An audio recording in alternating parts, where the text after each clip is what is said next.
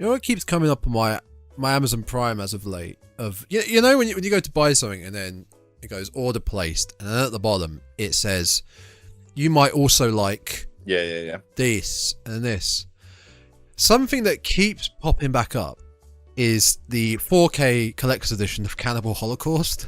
Oh right.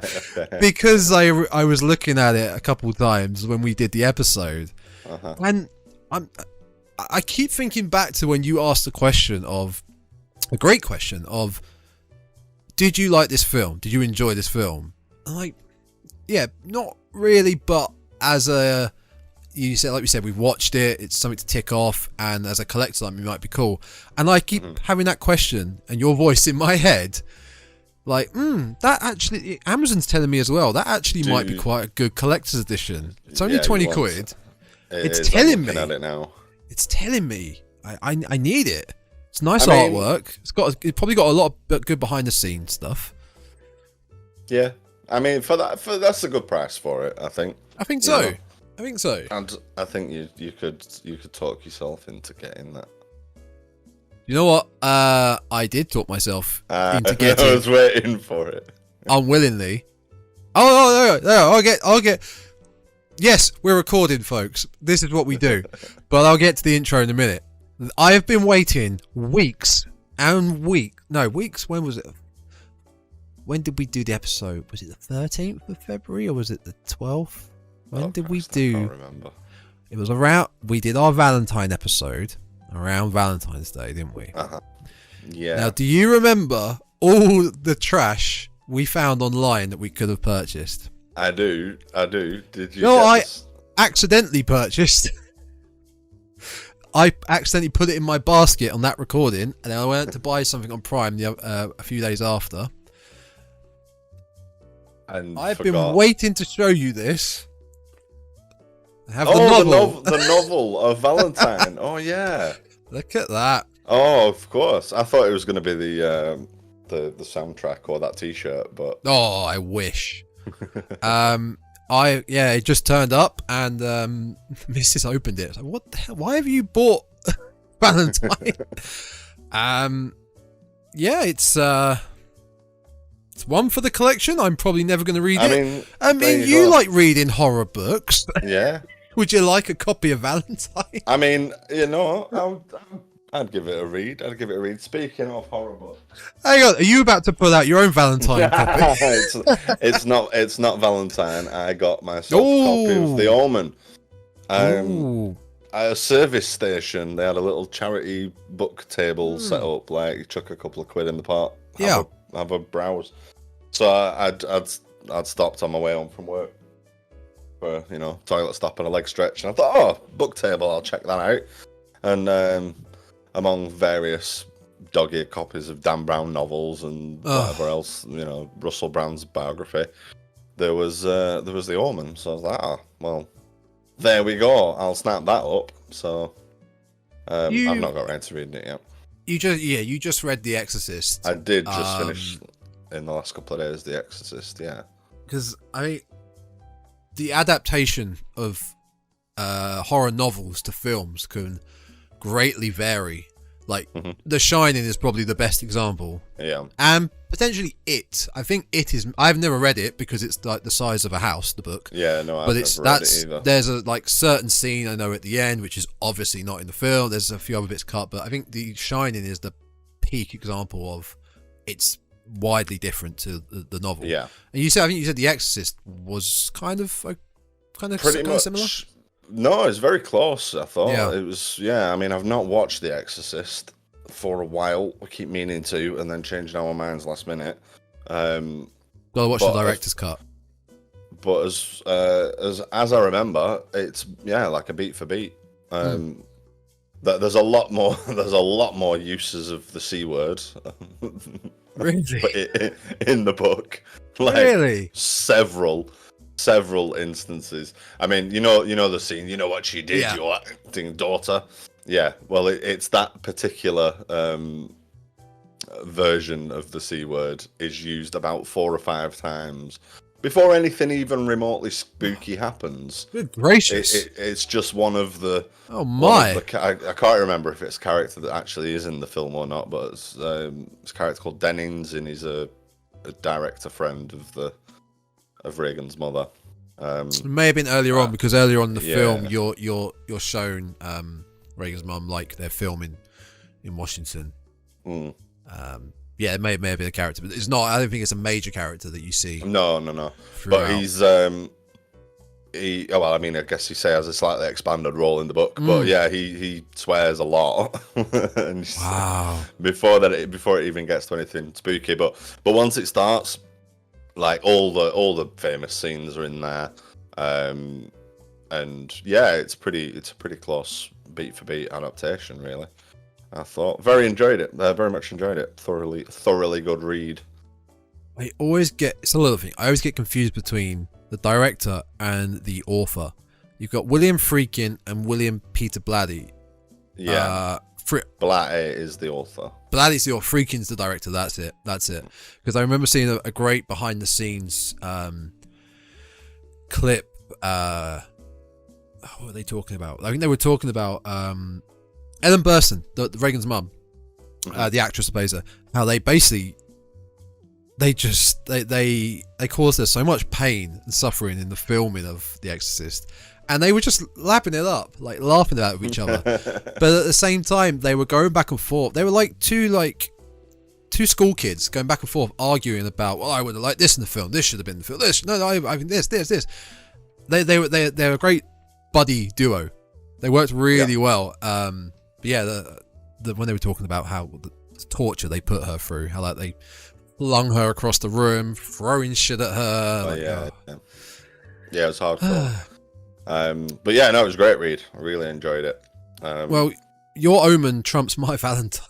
The size of it as well. I think that Omen is a novelization of the movie, though. I think it's not. Really? Not an original novel. Yeah. I don't know if the Omen was based on a novel, to be honest. Publishers Weekly says Savage, the author, tells his story smoothly, and the trail of red herrings he scatters as he does so is truly awesome. I don't remember there being many red herrings in the film. No, and I think because I in prep for our episode on Valentine, I think I remember reading a little bit about the book, and the book is a lot more of a whodunit. Oh, excited! That doesn't really come across in the film. Oh yeah, there are 5 novels in the Omen series, but the first 3 are novelizations of the film counterparts. I had no idea. Yeah.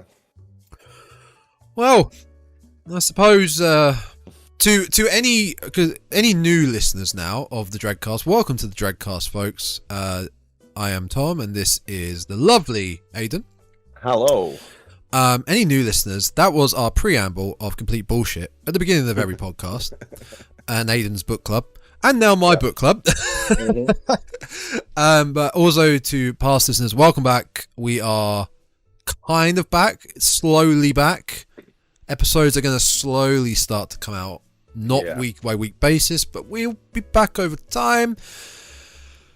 And we're gonna squeeze them in when we can. Basically. We'll squeeze them in when we can. Yeah, it's all good. And until you all start paying for it, then then or we get the ad revenue. When we start getting ad revenue, then we'll commit. Then we can pay the mortgage and stuff off that. But yes, welcome back to the DREADCAST. This is going to be episode 36, and we're going to catch up on your favourite franchise. Hey, come on. How could you act like that? Don't give me that face. Come on. How could you roll your eyes at that? It is. I love it so much. Me and T have already done Scream 5 and the Scream franchise, so you don't have to do any of that. All right? No, that's good. Until we roll it back at the end of the year, because we need to, do a full circle. So we're going to do Scream 6 today, and it's been a couple weeks since it came out. Yeah. March 6th? Yeah, beginning of March. So my memory's a bit fuzzy, and we both had quite busy lives in the past couple of weeks, which is as to why we haven't been recording. So our notes are probably going to be a bit fuzzy, but we'll do our best. We'll do our best. My first point of call is with you, sir. Yes, go on. It's not the franchise for you. It's not. No, it's not. It's not my It's favorite. never been. I really like the first one. I thought the first one was great. I'm pretty strongly of the opinion that one and done. One would have been enough. Maybe a sequel. It would have. But yeah, it's not. I mean, I don't know if to expand on it. There's nothing inherently bad about it. There's just other franchises I like better. I think it's fair to say. Ghostface as a villain, I've never particularly found him as well. I mean, I guess that's kind of the whole point. But he's not as iconic as Jason or Freddy or any of the other slashers. I know who was under the mask obviously changes. It does, but at the same time, when you watch them all, you look back, they all seem to kind of have the same. They're all putting the same effort and characteristics into their creepy killer. The way they act, they all seem to have the same strength and same agility and dexterity and all of that. Whereas when all the killers are revealed, they are either large grown men or they're young teenagers in a couple of them, or middle-aged women. Like they're all really wide variety. Very varied. But like with Jason Michael, you know who they are. Ghostface, it's always it's really the costume, the fabric itself. The killer is the icon. It's not the person. Whereas Jason, Leatherface, Michael are the killers. And I think the difference I think the difference as well is you are trying to work out who it is when you're watching a Scream film. Part of the fun of the plot is to try and work out who it is, which obviously you don't need to do with any of the other slashers because it is Jason, it is Freddy, it is Michael. You're more worried about and interested about how they're going to resolve the issue of the killer. But yeah, like I said, Scream, I could take it or leave it, to be perfectly honest. I could take, I've definitely seen worse franchises, worse films, but I wouldn't put it in my top 10. That's fair, completely fair. A good way to get into it was when you mentioned about being a whodunit. You never really know who's done it, obviously, because it's whodunit. The beginning of Scream 6, at the beginning of every Scream film, you've always got you've kind of got the introduction to Ghostface and, well, I will say the final girl of the first scene. There's always the pre-title card kill. Yeah, the sacrificial lamb, shall we call it, which we got here by Samara Weaving, who is in a good film called Ready or Not. It's good. It's not great. It's not shit. It's good. She looks like Margot Robbie. She looks just like her. She does. Yeah. When she's killed, we're instantly shown who the killer is. And I thought for that second, I was like, are they going to give us a twist here? And I thought that's what they were going to do as well. I thought that would be fantastic. Yeah. In fact, before going into it, I just thought, are they going to do something so radical that we will know who the killer is, and we'll be watching how it unfolds. So yeah, it was a pleasant surprise. I think when I thought, that is what they're doing. I thought it needed it as soon as we got the reveal. By the way, this is going to be full of spoilers. Yeah, just saying. Yeah, because obviously that's not what happens. We then get the tables turning on our would-be Ghostface, who heads back to his apartment and is the Friday the 13th apartment, basically, is pranked by he thinks it's his co-conspirator. Yeah, they're basically trying to carry on the story of Richie in Scream 5 wanting to be the inspiration for another stab film. But did you catch the Friday the 13th Easter eggs in that apartment at the beginning? No, I didn't. I did spot some Addams Family ones later on. Oh, okay. Yeah, which we'll talk about. So it's set in New York. That's one thing, in Manhattan. Jason Takes Manhattan is on the TV in that apartment. Oh, of course. Yeah.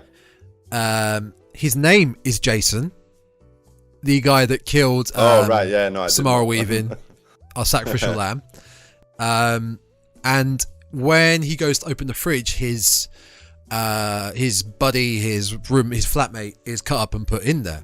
Now, the beginning of Friday the 13th Part 2, our final girl from Part 1, she's in her apartment and she goes to open, and I believe it's Jason's mum's head, Jason's mum's head. Yeah. Mrs. Voorhees' head in there. Yeah, so that whole apartment is like your homage to Jason Takes Manhattan, all of that, which I thought was quite cool. I don't think I love Jason Takes Manhattan. Just as an aside, I think you mean Jason Takes a Boat. Yeah, I know. And then he's so good. I love it. And punches a guy's head off clean. Yep. And then spends about a minute in Times Square. It's so good. That would have been great if they'd have focused more in Manhattan, I think. Yeah, it would have been, but would have completely blown the budget. And we've got a boat. I got a friend who's got a big boat. We can film on that. But I just love that it's a boat on a lake that goes to Manhattan. It's just, nothing about it makes sense. Ridiculous. That also, the boat is a TARDIS, like the end. Yeah. We've segued into doing. Oh, it's fine. It's fine. Let's fucking talk about Jason Takes Manhattan, because it's amazing. But yeah, when the rock chick gets killed in the engine room because it'd be a cool place for a music video to shoot. It's fucking massive. Yeah. It's like the Red Dwarf, the engine room, of just gantries and chains all over the place. It's absolutely humongous. I love it. Yeah, Part 8's a good one. We have only done Part 1 and 2 on this show, so we will have to dive back into them because they are good fun. I actually really like Part 7 with the girl with telekinesis as well. Yeah, 6 is one of my absolute favourite. 4 and 6 are the best, in my opinion. 6 is great because that's when we've got Jason as unstoppable monster. He is undead monster. It's great. And Tommy Jarvis, I love the actor that plays Tommy Jarvis. Yeah. Older Tommy. In Return of the Living Dead. What are we talking about? Scream?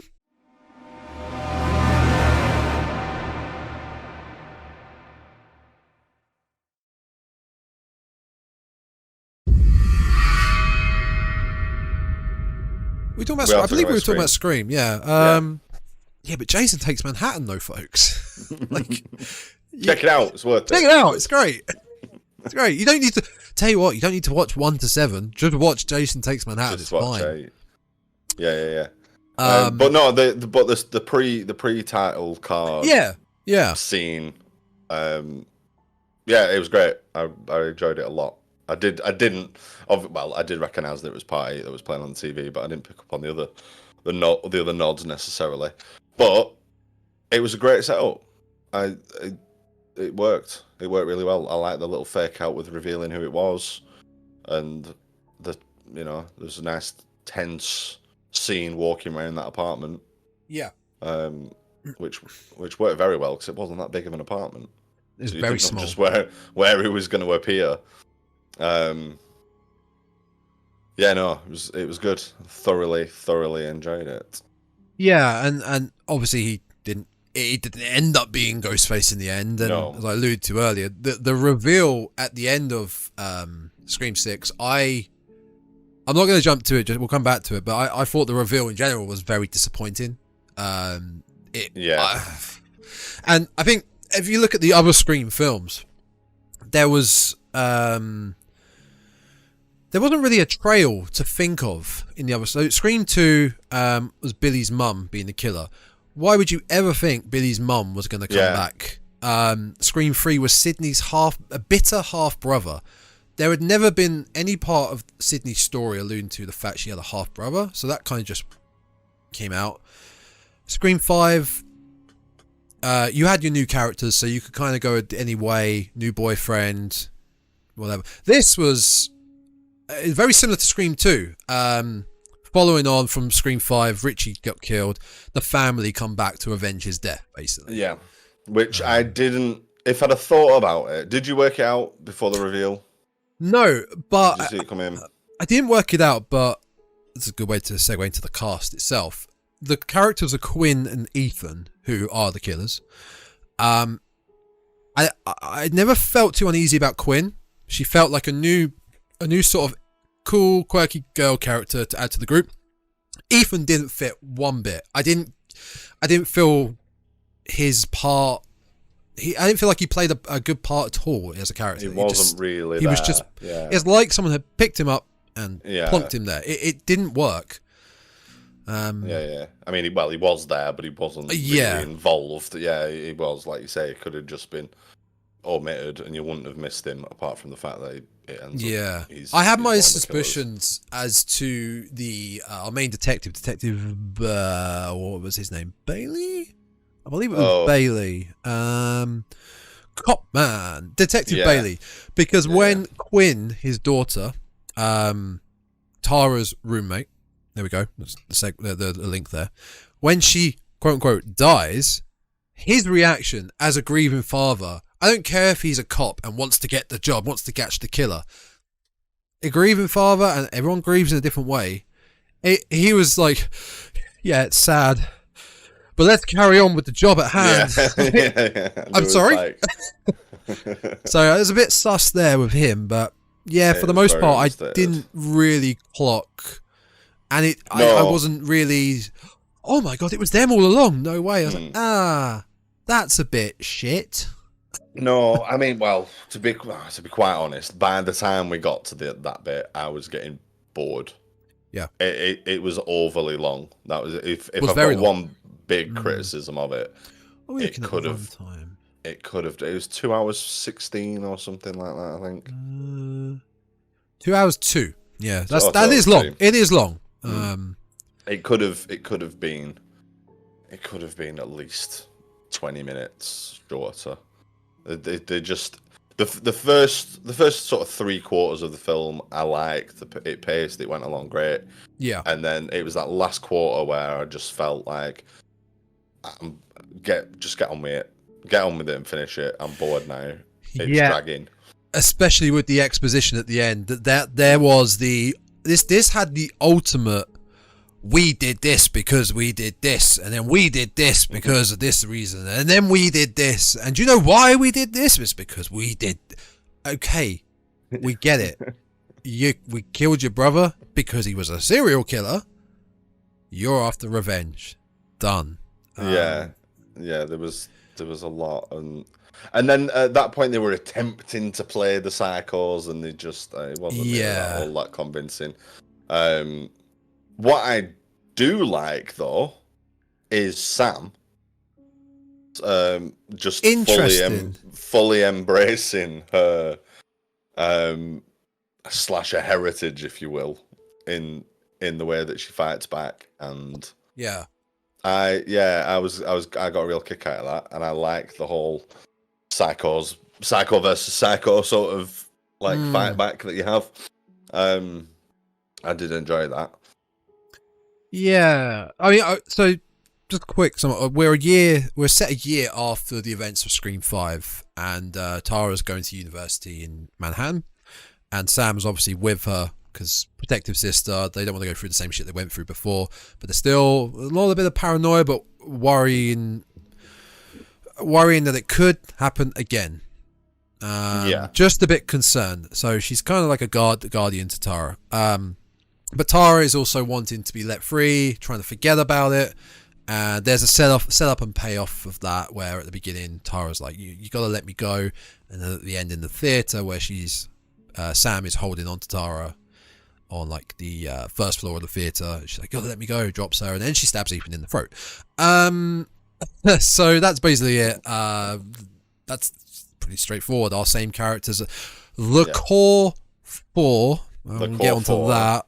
Hated that are here with being Tara, Sam, Chad, and Mindy. Chad and Mindy being Randy from the original, Randy's niece and nephew, who I I preferred them in Scream 5. They were a great, especially Mindy. Mindy was fantastic in Scream 5. She was basically the new Randy, the new film. She's very much, very much the new Randy. But the core 4, that was a rough scene, where they were basically uniting against their common enemy in Ghostface. But I wrote down that, like, the reason I like core 4, it feels like a caption in like a horror news review headline. In quotation marks, the core 4. Can you imagine in, say, Scream 1, Sydney, Randy, Dewey, and Gale all going, "We're the core 4." Like, well, no, but isn't see whenever there is something like this, and this the franchise for me has made a rod for its own back here, because whenever they do something like that, I feel like it can just always be explained away as, well, it's being meta. It's Scream being meta. Like the whole, and the whole, but it does stuff like that now. Like the whole sequence of them being sat round and discussing the rules, and this is a sequel to a requel, and da-da-da-da-da, has just become a trope of a Scream film now. And it doesn't feel like it's the clever, tongue-in-cheek sort of wink to the audience, we know what we're doing, things that it was in the first couple of films. Now it is trope level of they're gonna do something and somebody's gonna say, "Oh, look, a main character got killed, that can happen now," or it's very shoehorned in this one. Like Mindy's speech in 5 was great because it was kind of a refresher of the franchise. She was the new Randy. They were talking about requels and stuff, and it kind of fit. She had the talk in the park. I don't even remember what she was describing this film as. It's like they know they're in the film. It's so like Scary Movie was so ahead of its time with Cindy and Bobby sitting on their bed, and Bobby's like, "We're not alone. There's the director. There's the camera guy over there." It's like with this film, they know they're in the film, and they're saying who's the killer, who's going to get picked off, and that it felt so shoehorned in. But also they actually tell us, don't they? I mean, well, certainly one half of it, they straight up tell us that it's Ethan. You're new here. Who are you? We don't know you. Definitely you. And very quickly he becomes like the chief suspect for at least Chad and Mindy. That it definitely is him. They've like made the bands up. But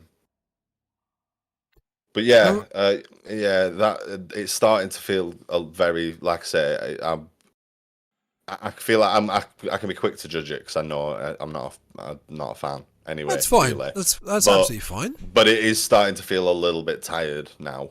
That they'll say, "Oh well, anybody can die," and even legacy characters, and then that'll definitely happen, or just everything. It doesn't matter what it is. Like they'll say this is going to happen, and then it happens, and it's well. You're not really being clever now. You're just following. You are just making up your own rules and then following them. Or because we've said so it can happen. Yeah. We've said it's going to happen, or it can happen, so it will happen because that's what's happening. You're completely right. The other thing, as far as the characters, I felt again was shoehorned in. You had Quinn and Ethan, the new characters, but you also had Anika, who's a new character, who was Mindy's partner. Oh yeah. I forgot took you a second, didn't it? Yeah. It did, yeah. I mean, I'm just trying to think what she did. But her character felt more natural to be there because she had a connection. She was with Mindy.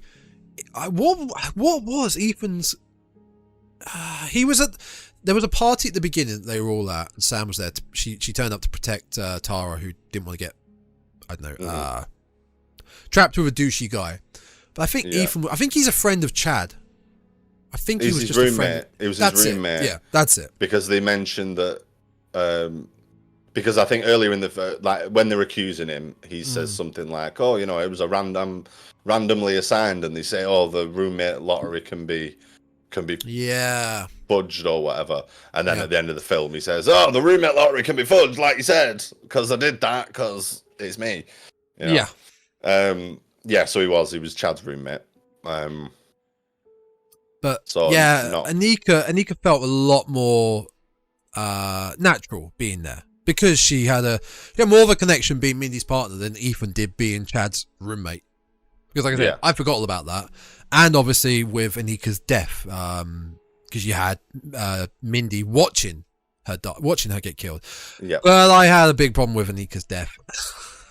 I had a problem with a lot of deaths in this film. It was the ladder, right? She fell off the ladder. Yeah. After getting really gruesomely stabbed in the gut, she would have bled out horrendously from that.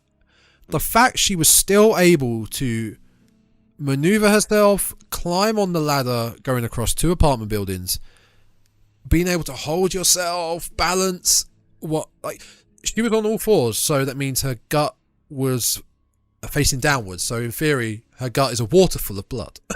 It was a bit much. It was a bit like, okay, you shouldn't really be able to do this. Yeah, I like the scene as a whole though. Was good. The apartment scene. Yeah, I mean there was some brilliance. The bodega scene was fantastic. Yes. Yeah, there's a couple of scenes I really liked. The bodega scene and the subway scene. And the subway scene in particular. And going back to what I was saying earlier about not particularly liking Ghostface as a villain, that subway scene achieved making Ghostface creepy and scary in a way that no other Scream film has for me. Like that subway scene and the bodega scene were like absolute chef's kiss, like high points of the film for me. Loved them both. The bodega scene, because that was featured heavily in the trailer. There were so many people complaining about, oh, why has he got a shotgun? Because there were a lot of marketing shots of Ghostface holding a shotgun. The best argument to that is, have you seen Scream 1? He kills Tatum with a garage door. Yeah. You know? And I think Ghostface has had a gun in, whether it be a pistol or whatever, in every film. All of them. Yeah. It's always a pistol and a knife. A gun has turned up definitely at some point. Yeah. Like he just, he uses what's there, and if somebody pulls a gun on him and he manages to get it off them, he's going to use it. And he gets that, he obtains that shotgun in a perfectly logical way. It's not a mystical killer. It's a human being under that mask. So yeah, he'll just use anything. There's a shotgun, fine, I'll use that. That really bothered me when people complained about that. Yeah. It was so unnecessary. It's just because most of the marketing for Scream has always been the knife. The knife with the curved blade at the top. Is what it is. But yeah, the bodega scene was great. I loved it. It really kicked in. Yeah. But like as soon as he went, like Tara and Sam rush in. Where does, before the bodega scene, where does Ghostface appear, which makes them run into? Isn't he in their? Isn't it their apartment?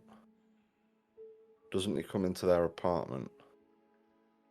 Not sure, because it's not the same scene as the apartment where they do the ladder job, because they do the ladder job over to the boyfriend.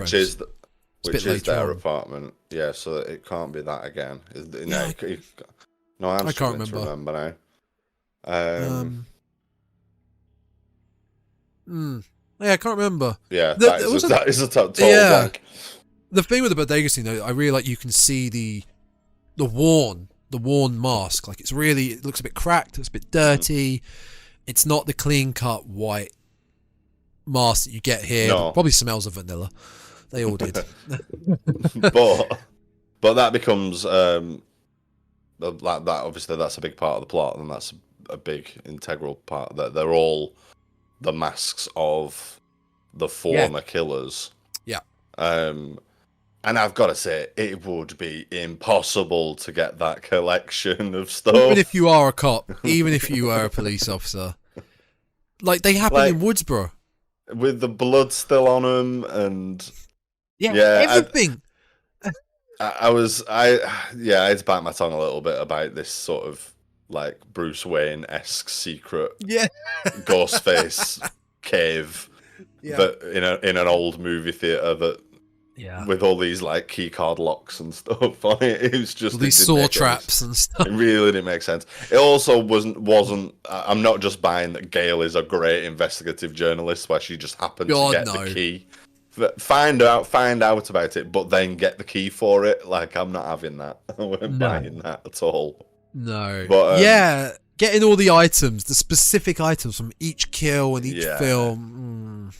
Like, there's the moment where I can't remember her name, but the FBI agent that comes up and she has that the moment with the knife that that she got stabbed with and stuff. It's just Kirby. That's her name's Kirby. Played by Hayden Pano Chocolat. Because I can't pronounce her last name. Do you know what? I actually quite liked her. I liked her performance from all this. I didn't mind her in Scream 4. I didn't think she was too horrendous. No. I genuinely couldn't remember. And it wasn't that long ago that I watched Scream 4, but I was watching, I was like, okay, I get that she's a previous character. I could not think for the life of me which when you saw her turn up? Yeah. Right. And I saw her in 6, I could not remember for the life of me who she was, where she'd come from. I just had to sort of settle it in my head that she's like, okay, former victim, joined the FBI, great. But there was a part of me was thinking like, I don't remember her. I don't actually know who she is. As far as you said, you liked like Sam's character, how she embraced like her dad's killer sides. What did you think of the performance? Because I still the film has made it out like she's the lead. Okay, she's the lead because of her dad. But I still prefer the character and performance of Tara, Jenna Ortega. I'd put Tara as the lead. Yes. I put Tara as the lead. I wouldn't put Sam in the lead position.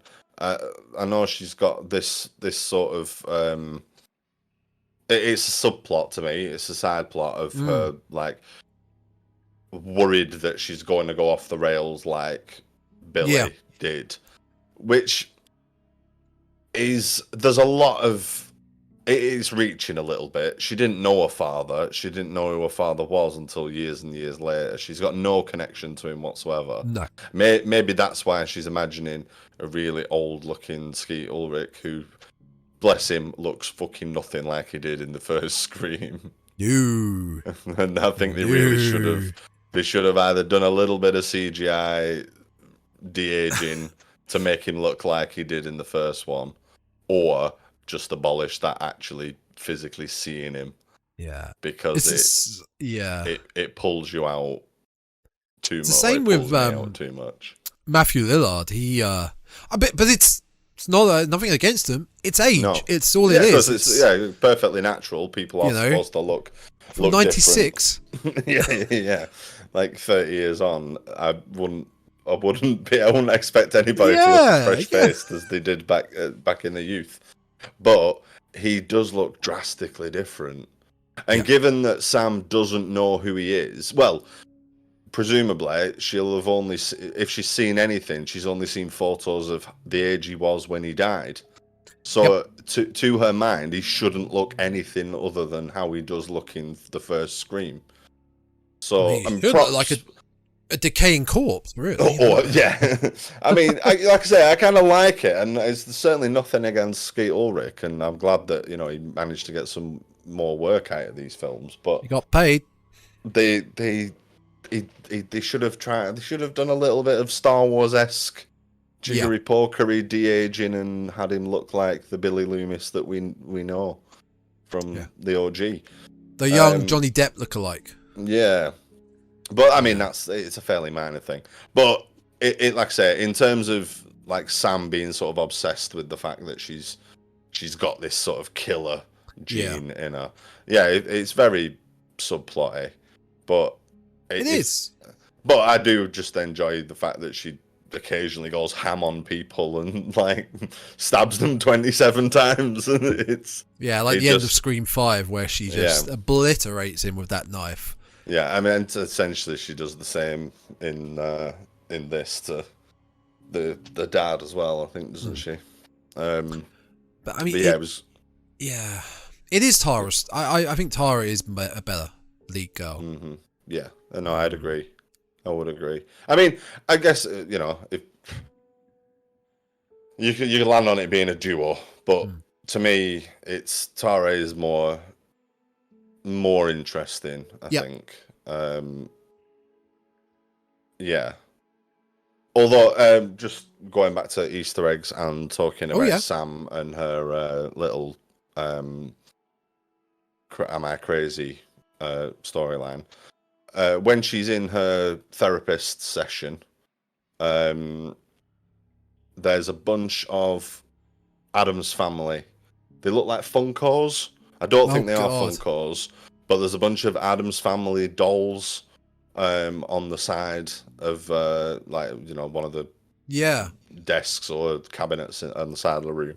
There's a bunch. There's a definite Festa and Wednesday and Pugsley. There's like a little Addams Family collection of. I wonder if Ortega snuck them in. Speaking of the psychiatrist, as I was doing these notes, I forgot about him. Yes. Well, he's got the two scenes, hasn't he? Doctor, what's he called? Yeah. I want to say Dr. Stone. He's basically there just for, again, Sam's plot of the traumatic experience she went through, revealing who her dad is, has she got those tendencies and whatnot. But that's about it. And part of his kill was in the trailer where Ghostface appears at the frosted glass window of the front door.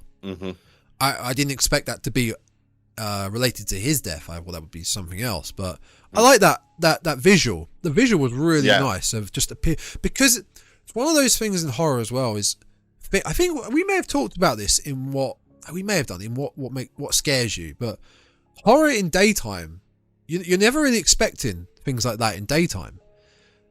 It's always in the darkness of night. It's always in the darkness because darkness is inherently scary. Creeping up on your front door in the middle of the day or in the afternoon, it's quite a creepy visual. It's quite a terrifying visual to have.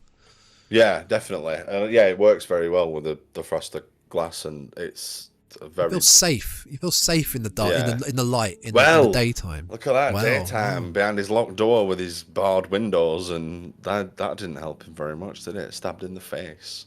He got in the eye, didn't he? It was. Was it there? It was it was sort of cheekbone, sort of. Yeah, it looked horrible. Yeah. If anything, this film ramps up the violence quite a bit. Yeah, it really does. Violence that they can all apparently survive, but nevertheless. Yeah, I was a little bit. I was a little bit disappointed to see Chad surviving. I wrote, Mindy stabbed repeatedly. Fine, standing at the end. Chad stabbed in capitals repeatedly by two people. Survives again. The new Dewey. Gail stabbed with a brutal shard of glass. Reportedly okay in the hospital.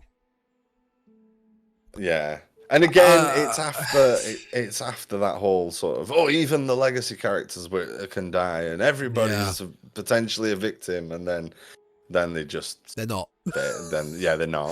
They're not because Scream 7's already been greenlit and is casting.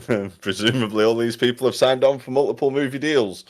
Damn, studios are never going to learn because it's all about money. If something does well, give us more of it rather than letting it go. John Wick did so well last couple weekends. They're gonna milk that dry until people are sick of it. We're getting new Lord of the Rings films because Warner Brothers Discovery are fucking idiots. It's just anything like that. Anything with a franchise that can really make money, they'll just keep nailing it into the ground, and they'll keep beating it. Beating a dead horse eventually. Yeah. I mean, and well, I guess Scream's got a little bit of a reprieve in that regard because they've changed the cast. Yeah. Sort of halfway through, if you will. But I mean, really, when we got to who's the killer in 4, Sydney's half sister, Her cousin. cousin, Her cousin and jealous cousin. Yeah, and Macaulay Culkin's brother. I can't remember his name. Is it Kieran? Kieran Culkin, yeah. Culkin. Scream 4 was the one that. Well, I mean, Scream 3 is the worst one, but I think Scream 4 is when they tried again, see what we can do, and then it was dead until Scream 5. They tried once more Scream 5, and Scream 5 they nailed it. They just managed to do it again. But now because they nailed it, let's keep going. But if they hadn't have changed that cast and done that well, like at the point, like I say, the point where a jealous cousin, like he's really scraping the bottom of the barrel for a motive, and the bitter milkman that wouldn't date Sydney. The wasn't informed one week that they'd cancelled their order. Yeah. It's getting to that point, and how fragile people are that they go on killing sprees after the slightest fucking thing as well. Like, I wouldn't be too worried about Sam's like potential for mental collapse. I'd be worried about everybody in Woodsboro, to be quite honest, because I mean, they're all cut up at traffic lights away from being like mass murderers. Maybe they follow through and pay off Sam's story in the next one and make her the killer. Like, she just couldn't control the psychotic urges in her. Like, we're introduced to it in Scream 5. We know, but then the end of Scream 5, she unleashes it on Richie, and then Scream 6. There's a bit more of that, and she even unleashes it even more at the end, and then Scream 7. It ends up being a sad story, and it's her. If they're gonna keep bringing it up as being a big part of her character, there's got to be some payoff for it. Yeah. There's got to be some payoff for it, and that, I suppose, that's probably the only real way they can go and make it meaningful. Is to make her the killer. But if they did do that, I'd like us to be told early on. I'd like them to do it from Ghostface's perspective. So put her front and center as a character. Let the audience know early on, like they did with the pre-title. I think that'd be great if they did do that. That we know straight away. Yeah, it's Sam that's doing it, and maybe try and hide the reasons why until the end. But I think they could maybe. I just think that the 7th film in a franchise would be I think it'd be a good time to do something really radical, and you could really get some like emotional scenes in that with, say, Tara discovering it's her protector in a way. Who has just gone overboard, lost it, and Tara is the one to stop her. Like that they could really get something with that. I think so. Too smart. Well, it depends. It depends if you want to keep milking that cash cow.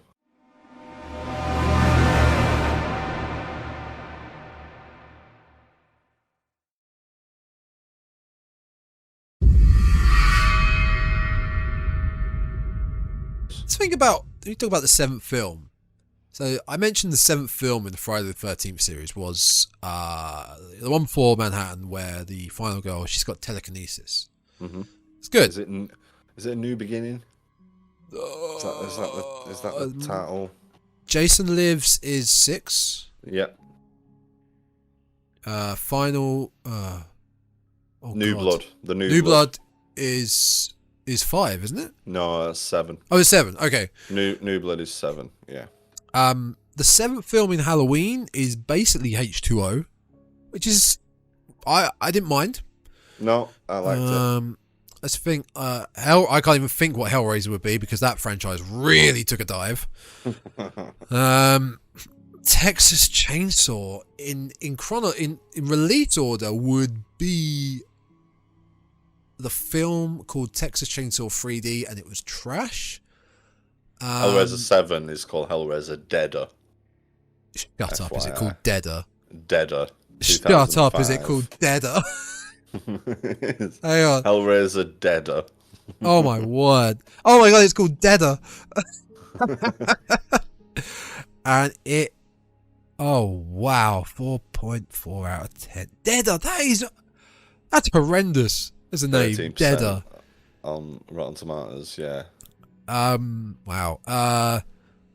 So that was the Hellraiser, Texas Chainsaw, and the Nightmare on Elm Street. I believe that's the last one. That's Freddy's Dead, I think, or New Nightmare.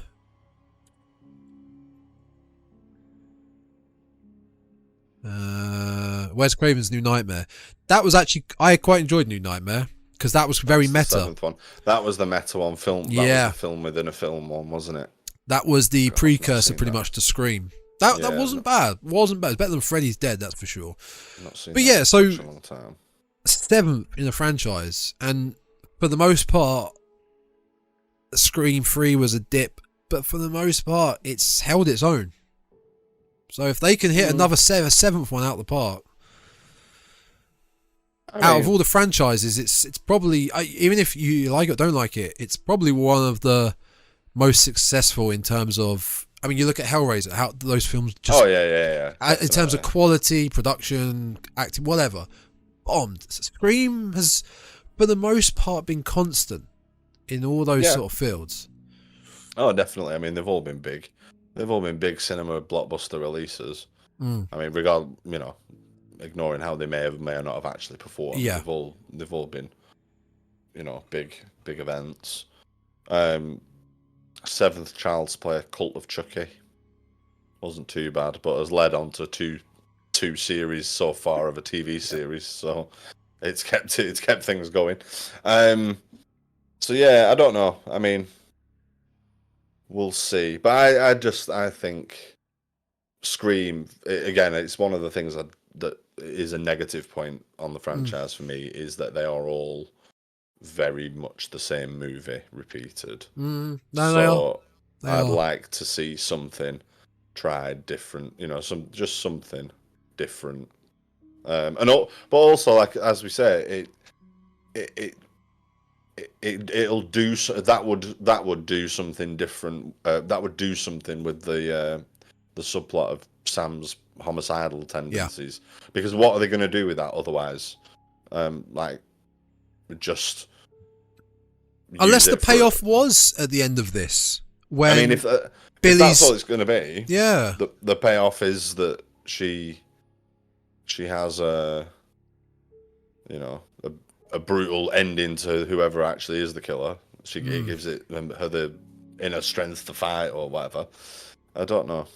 That doesn't seem like enough though. Yeah. Did you got like, as far as the similarities between the older Screams, I mentioned earlier about how, these are family members getting revenge for Richie's, which is similar to Billy's mum getting revenge. So Scream 1, Billy. Scream 2, Billy's mum. Yeah. Scream and Scream 1 ended in the house. Scream 5 ended in the house with Richie being the killer. Scream 2 ended in a theatre with the family member. Yeah. Scream 6, the sequel has ended in the theatre. I don't know. That must have been intentional. I think that was intentional. That must have been intentional. As I was driving back home from the cinema after watching it, that occurred to me, and I kicked myself a little bit that if I'd have thought about it for a little bit longer, I might have predicted who the killers were. Because, agreed. It does very closely follow that. Yeah. So Scream 7 then is going to be on the set of a new Stab film. Yep. Based on the killing. A reboot of the Stab franchise based on the killings in Scream 5. Oh my god! That is too meta. It's too meta. Yeah. I wonder if they'll shoehorn Jay and Silent Bob into that one as well. Oh my god, they did. Oh no! Kevin Smith was just on the set one day and was like, "Can I get a part? Can I get paid? I need to eat." But that scene, weirdly enough, that scene is also in Jay and Silent Bob Strike Back. Oh, is it? Yeah, oh, I didn't know that. Oh, so okay. they do the crossover both ways, which is kind of cool, I think. If you're gonna do it, well, that's fair enough. Yeah.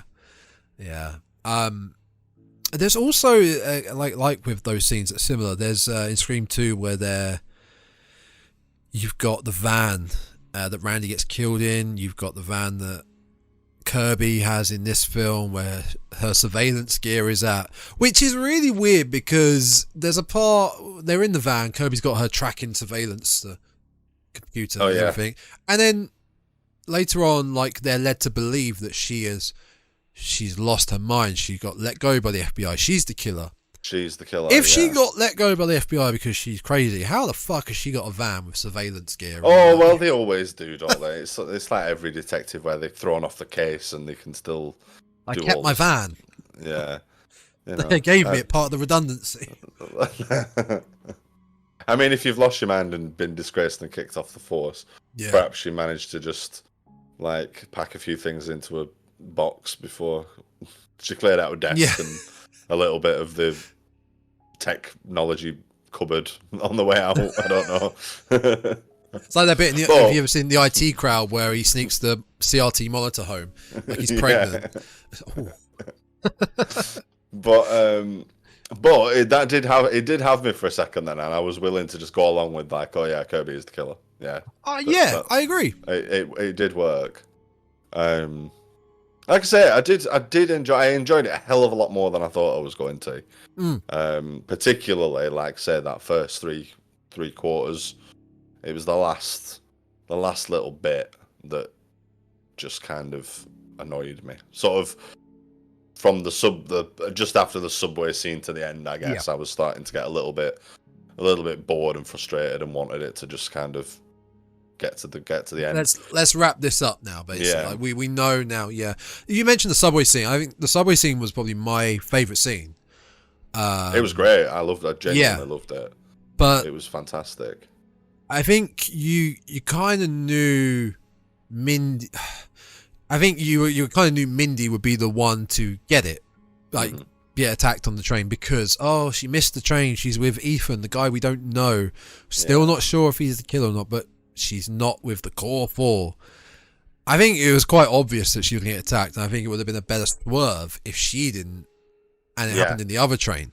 Just a little swerve like that, just little touches like that, I think help because, I think so because, like I say, one of the whole things that everybody says about Scream and everybody says about the franchise is how clever it is and how meta it is and da da da.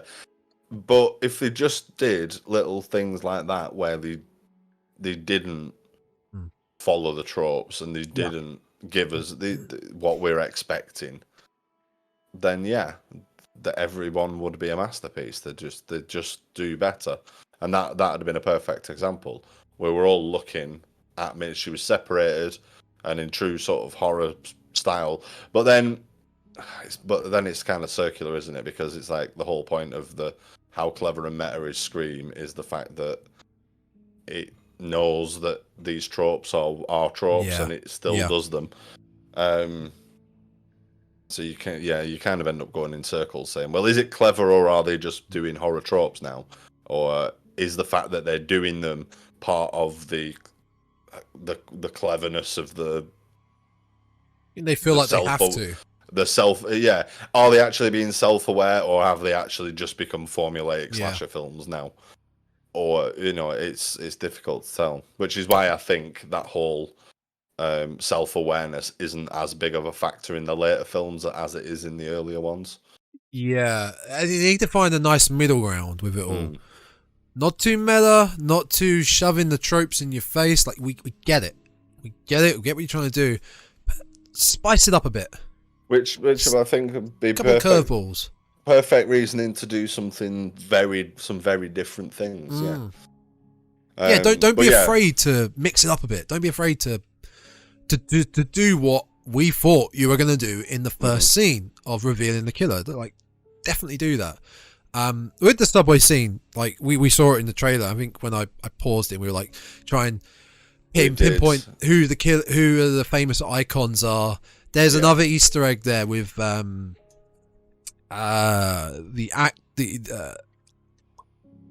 woman that gets killed in the opening scene, the sacrificial lamb, played by Samara Weaving.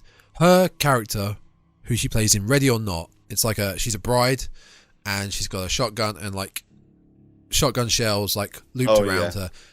Someone is dressed as her in the subway train. So there's another meta thing for you. That's quite cool. But what else did I write down here? I'm just going through my notes, people. So yeah, the subway. I love the subway scene, but that was probably the part that felt the most like it was in Manhattan to me. You could have, I don't. Now I'm not after. This could have been any metropolitan city in America, if I'm honest. This could have been Chicago, Detroit. Yeah, I think Detroit's got a subway. Boston, Washington. Like there was. I'm not looking for someone being killed on or being chucked off the Statue of Liberty. Right. I'm not after like. You know when London choked is to death with a hot dog. Exactly. Or like, hey, I'm walking here and get kicked by a yellow cab. Like, I'm not after like what they do with London, right? Whenever London is referenced in whether film or media, you've got Big Ben referenced wrong because it's the bell, it's not the clock. You've got the double-decker red bus, black cab, London Eye, St Paul's, all the classic tropes. And not after that with New York, Empire State Building, Statue of Liberty, but just something else to reference that, okay, we're in Manhattan. It didn't really feel like that, and I think it was only really the subway that I got that feeling. Like, it could have been anywhere else. Yeah, I think that's a fair point. You don't really know. And yeah, you don't really know you're in New York. There isn't anything I don't think there was really New York. I mean, I've not that I've ever been to New York, but there's not. Yeah, but I've seen it. You know, seen enough of it in film and media, and not to know what the sites are. But Die Hard 3, all right, Die Hard with a Vengeance with Samuel L. Jackson.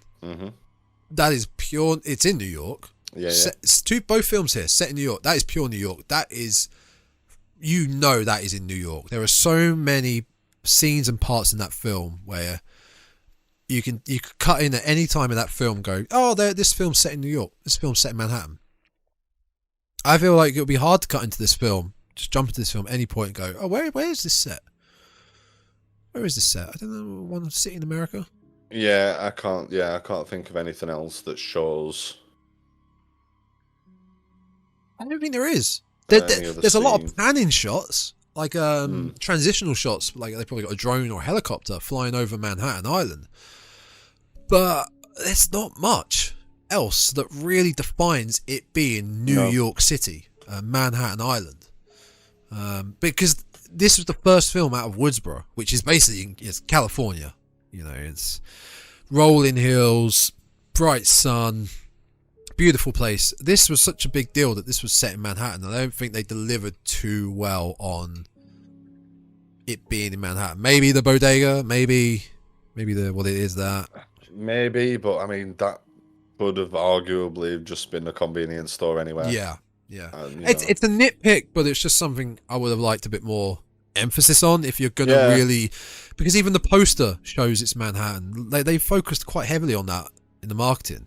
I mean, you get Times Square in Friday the 13th Part 8. Exactly. And they only spend like 10 minutes at the end in New York. Yep. And he's on the subway. And there's a subway scene as well, so there you go.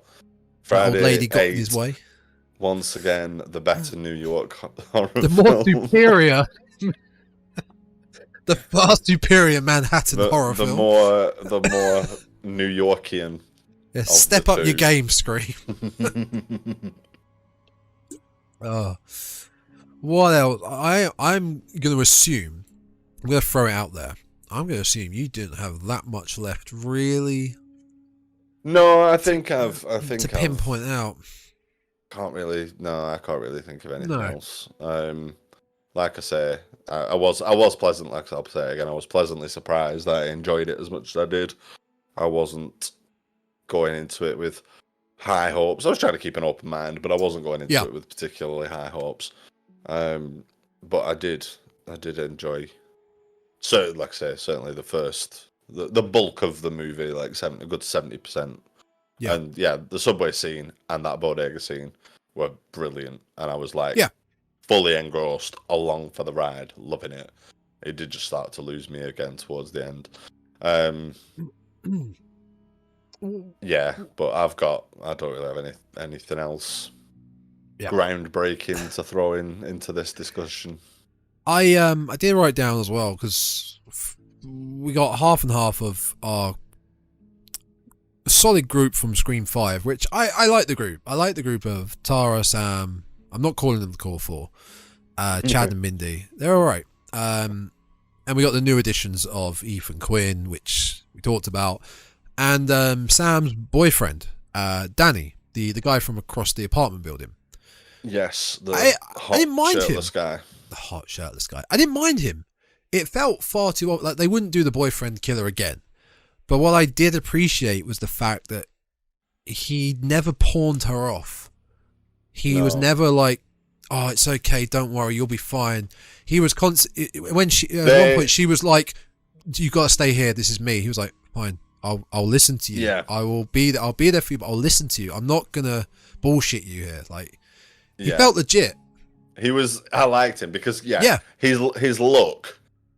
He looked like he could have been a bit dangerous, and I think his casting and they wanted us to think to a certain degree, like, oh, we should keep an eye on him because maybe he's not to be trusted.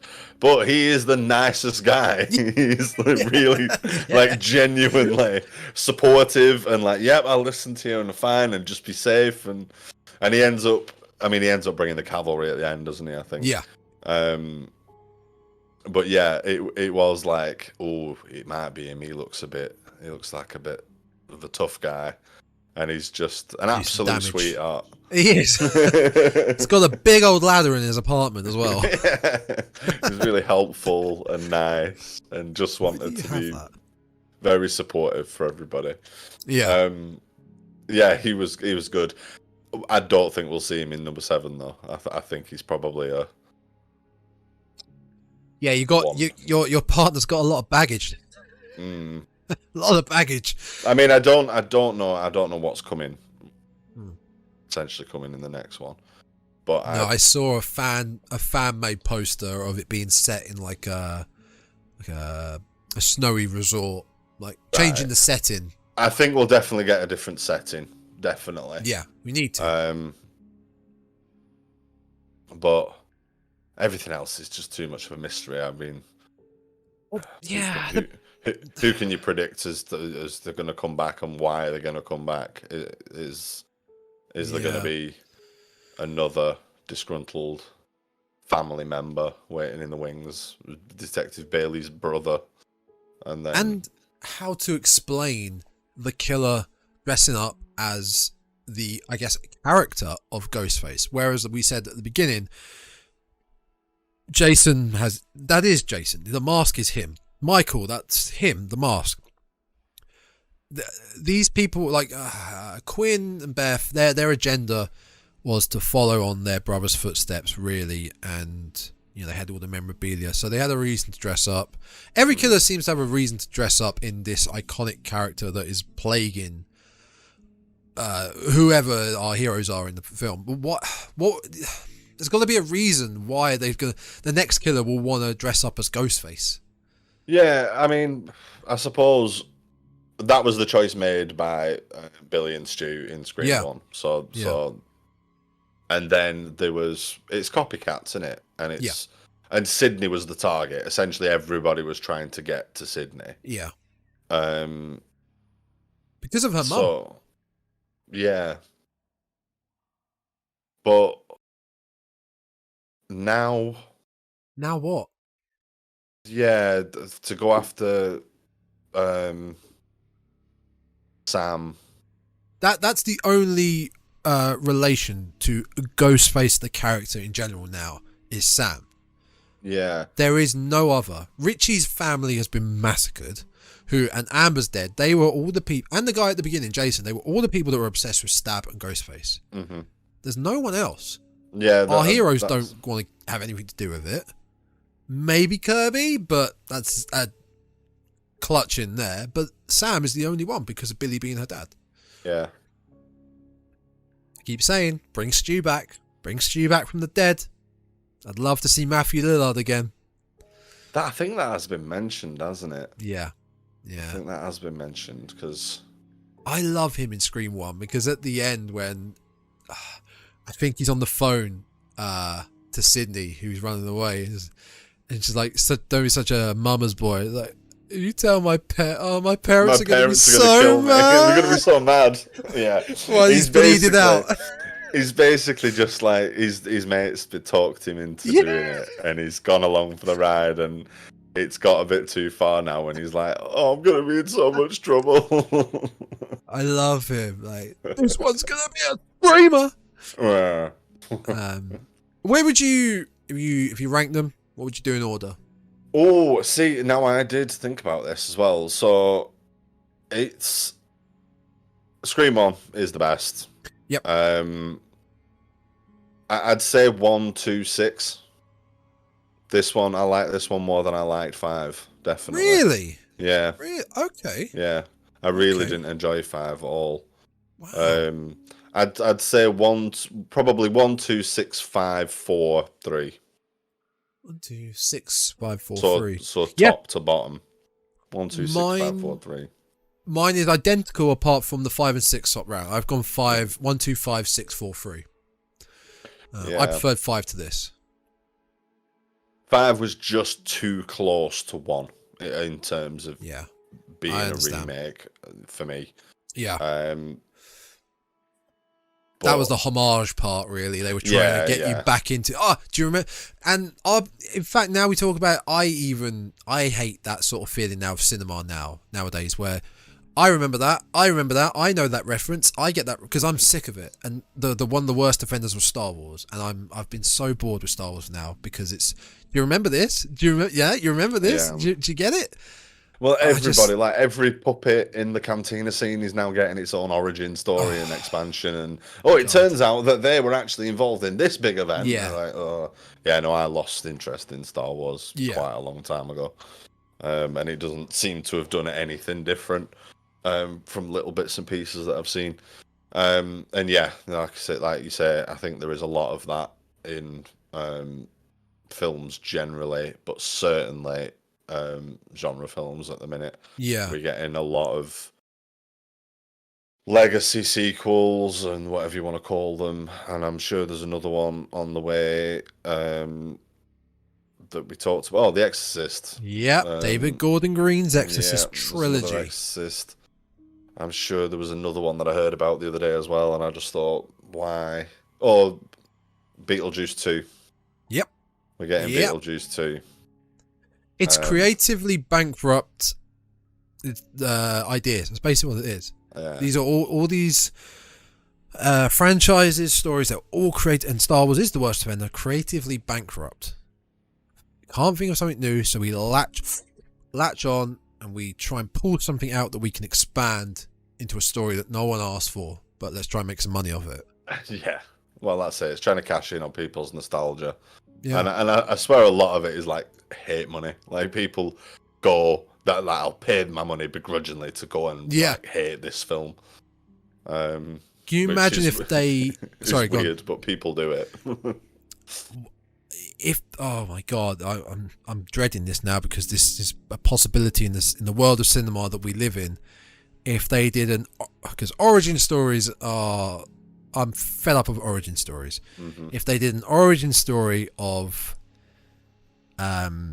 Sydney's mum, I think she got with Billy's dad, which drove their family apart, and then that leads into Scream 1. Because we have to know that we've heard about that story, but we have to know everything about it. We haven't seen it yet. We don't need to know. We don't need to know every detail. It's like I don't need to see Uncle Ben die again with Spider-Man. I don't need to see. But I don't need to see the pearl drop down the side of a theatre. It's been done to death. Yeah, no, it's true. I don't think they will, but you can't trust studios these days. We don't need origin stories. We need something new, something fresh. So. Yeah, well, I guess we'll see. We'll see what happens, but they just have to do something. They'll have to do something radical. Yeah, and change it. Well, I think logically looking at it, as we've said now, it's either make Sam the killer or don't make another sequel. Yeah, because it's gonna be some like third cousin once removed that stub the toe, that spilt the drink down their lap when they went to see the first Stab movie, or so. I don't know. Yeah, and you thought the exposition was bad at the end of this one. Do you think we'll get Neve Campbell back? Do you think Sydney will come back? I hope so. I like her. I like Neve Campbell, and I like the character of Sydney, but I wouldn't be disappointed because this film, as all the negative things we've said about this film, it proved it can be done without her. Yeah. She wasn't overly done in Scream 5.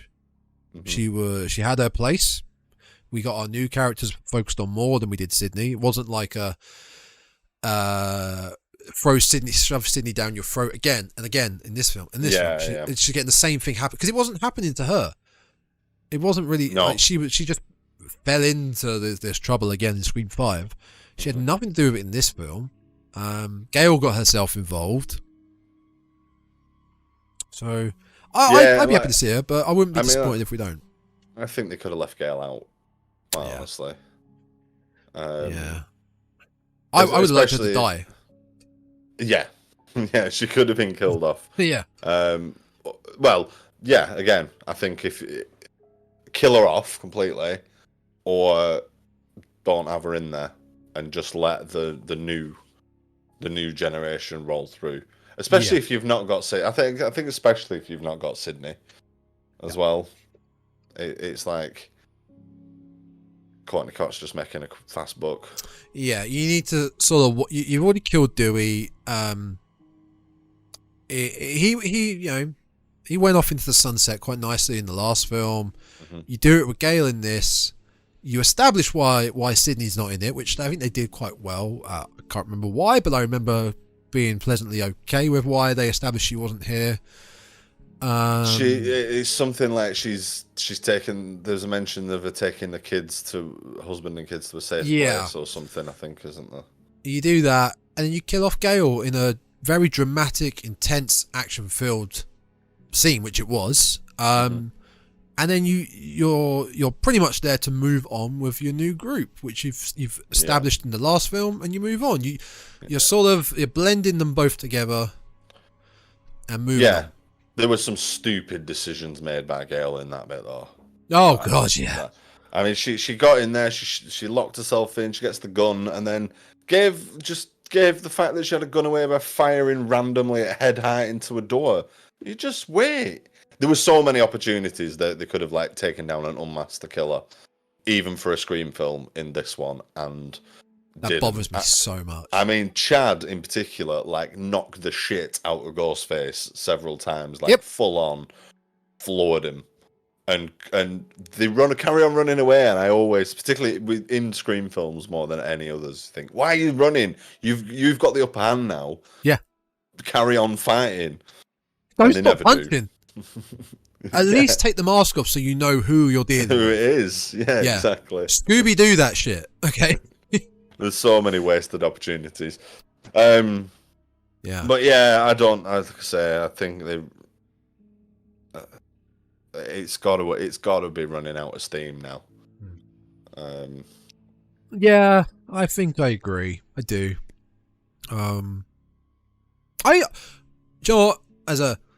As a somewhat final thought, I enjoyed the film. I didn't. It wasn't bad. It just didn't deliver because I think I enjoyed Scream 5 so much. Yeah. It didn't deliver on that part. But no, as a film in the franchise, I personally I enjoyed it. Same, and I did for a film in a franchise I don't particularly like, and it being the sixth entry in that franchise as well. I was very, very pleasantly surprised that I enjoyed it as much as I did. I I think I'd give it a solid 7 or 8 out of 10, definitely. 7 or 8. Yeah. Wow. Okay. As a grade, I would give it a B minus. Yeah. /C plus. It's not. Yeah. It's not perfect, but it was thoroughly enjoyable. Yeah. All right. I guess I think we've pretty much run down. Running out of steam. Yeah. Well, you need to go to bed. I think we do. I mean, for our comeback episode, it's been a while since we've done this, and been a while since we've seen the film. Trying to remember bits. I think we covered most of it pretty well.